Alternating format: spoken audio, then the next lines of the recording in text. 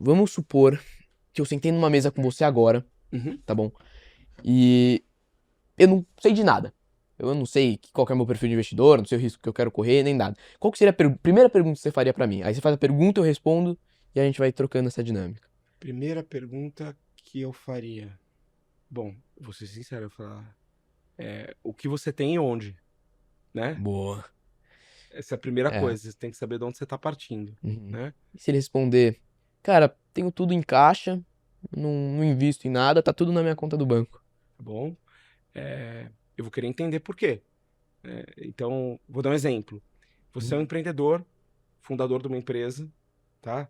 Tua empresa está em franco crescimento, Tá. números absurdos, Uhum. e hoje a tua liquidez, que seja uma liquidez grande, mas ela representa 5% do teu patrimônio, porque 95% é a empresa. Uhum. É natural desse perfil ele Sim. querer deixar todo o dinheiro dele no caixa, porque ele não sabe quando ele vai precisar de repente pegar esse dinheiro, botar de volta na empresa, Uhum. é, em, em comparação com o resto do patrimônio, é um dinheiro pequeno, Sim. né? Então, ele não tá errado, né? Eu vou te perguntar outra coisa. Quais são os seus compromissos? Né? Você tem investimentos para fazer? Uhum. Quais são as despesas programadas? Então, para essa construção, você tem que analisar vários fatores, Sim. né? Como a pessoa responde a situações de mercado, do que ela tem medo, o que ela Uhum. está confortável. Eu acho assim, na Gera, obviamente, né, assim, a gente não classifica o investidor em conservador, moderado e agressivo. Sim. Eu tenho esse framework do conservador, moderado, arrojado e agressivo para me dar principalmente para mim, para eu ter um cheiro da disposição a risco que aquele Uhum. investidor tem. Tá. Mas a gente avalia isso de um jeito muito mais profundo. Uhum. Tem coisas que você topa o risco e coisas que você não topa o risco, Uhum. entendeu? Sim. Dependendo da situação, do setor, do tipo de investimento. Sim. E eu imagino que assim, pra você definir o seu perfil de investidor, então, se você quer correr muito risco, se você quer ser conservador ou se você quer ser moderado, eu vejo como, cara, você consegue deitar sua cabeça no travesseiro, falando, cara, eu tô seguro que vai dar tudo certo. Entendeu? Então, num dia que o mercado cair 10%, tudo bem, faz parte. Entendeu? Eu É, vejo como isso. Qual que é a sua visão sobre essa definição? Como que você eu, mesmo consegue identificar que tipo de investidor você é? veja, eu acho que são duas coisas que você precisa olhar, né?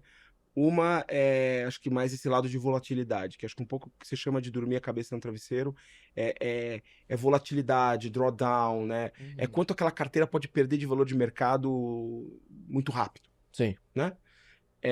Não sei se muito rápido, mas perder valor de mercado, sim, um né? período. Acho que a métrica aqui é principalmente o drawdown. Mas tem um outro lado que é a iliquidez. Uhum. Então, assim, você tá tranquilo de ter algo ilíquido? Você tá tranquilo de ter uma coisa que você não vai poder resgatar nem um mês, nem 6 meses, nem um ano, nem dois, e eventualmente nem 5? Uhum. Tudo bem pra você?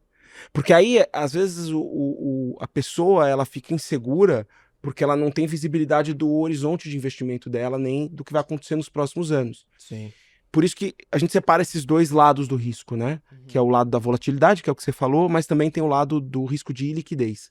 E Uhum. um bom planejamento para uma família de alto patrimônio pode dar a possibilidade de você tomar risco de liquidez com consciência. Cara, faz sentido pra caraca isso.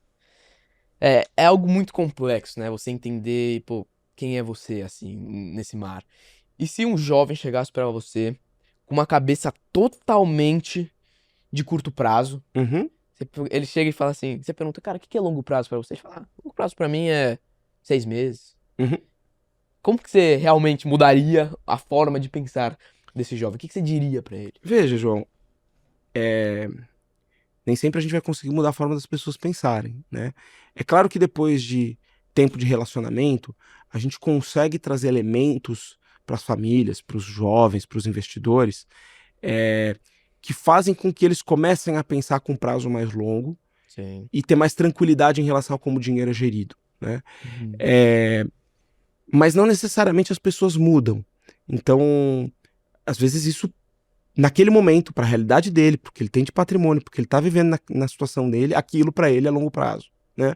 Uhum. É, eu acho que o que eu diria para ele é: enxerga o impacto das coisas. Você tem que ter comparáveis. Uhum. Nada melhor do que mostrar o retorno. Então, se você quer enxergar as coisas com um prazo mais longo, você tem que enxergar o benefício disso. Então, o que eu faria para esse jovem é eu mostraria o benefício dele, ora ter algo mais líquido, ora dele ver alguma coisa com prazo mais longo, eventualmente sofrendo alguma volatilidade no meio do caminho, para que ele consiga ter mais dinheiro no futuro. Cara, é literalmente isso. Literalmente isso. Pra mim, essa definição aí foi perfeita. Bom, então vamos pra nossa pergunta final aqui. Queria te perguntar o que você diria pra um jovem que quer ser você amanhã? Olha, o que eu diria para um jovem que quer ser eu acho que o que eu diria para mim mesmo, e eu já me perguntei isso, quando eu tinha a sua idade, né, é o seguinte: água mole em pedra dura. Ou seja, você às vezes a gente se questiona se a gente vai conseguir chegar lá, se as coisas vão dar certo, se a gente vai chegar onde a gente almeja chegar, se a gente Uhum. vai conseguir, ora, o sucesso financeiro ou profissional que a gente almejou. E a gente, quando é mais jovem, olha muito para o que está acontecendo no curto prazo. Nosso horizonte é muito curto, um pouco que a gente estava falando, o Sim. horizonte é muito curto. Então, a gente costuma olhar e falar: não, mas se eu não conseguir isso, eu já não consigo.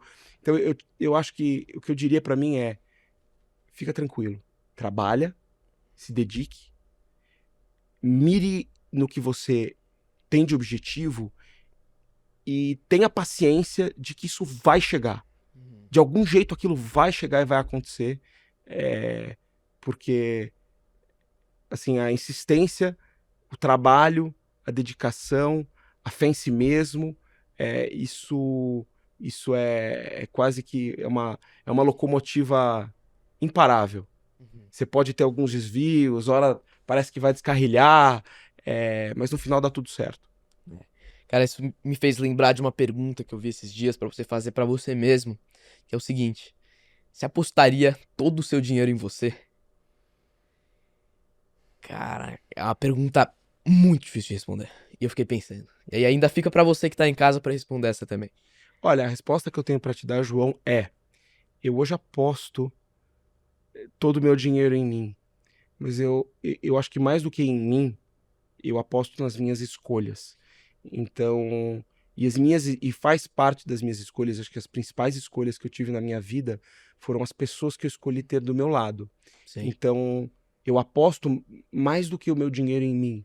Eu aposto na minha esposa, eu aposto nos meus sócios, eu aposto em quem está dividindo essa jornada comigo, mais do Animal. que em mim.